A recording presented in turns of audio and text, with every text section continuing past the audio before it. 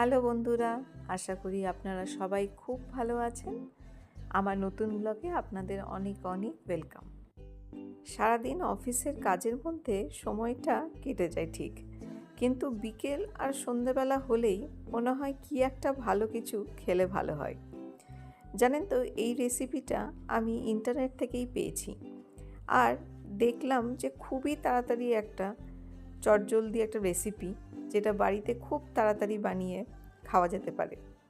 তাই চলে এলাম কিচেনে বানাতে। আজকে জানি না কেন ক্যামেরার লাইটটা খুব বেশি ফোকাসড, তাই একটু হয়তো লাইটটা বেশি লাগছে, কিন্তু এই যে অমলেটটা বানাচ্ছি, অমলেটটা দিয়েই হবে অমলেটের পকোড়া।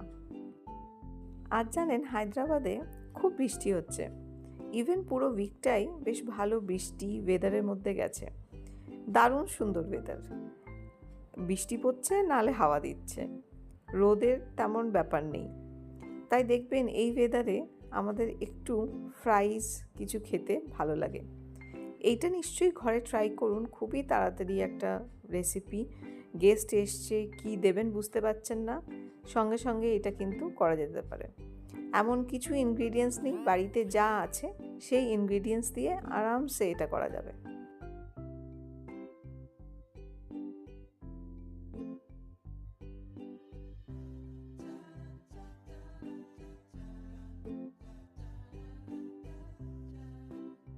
আর হ্যাঁ বন্ধুরা, আর একটা কথা, এই ডিশটার সাথে চা কিন্তু মাস্ট। চাটা ভুললে চলবে না, বিকেলটা আপনাদের জমে যাবে। আশা করি আপনাদের আমার এই ব্লগটা খুব ভালো লেগেছে। যদি ভালো লেগে থাকে একটা লাইক সাবস্ক্রাইব করে দেবেন। থ্যাংক ইউ সো মাচ, ভালো থাকবেন।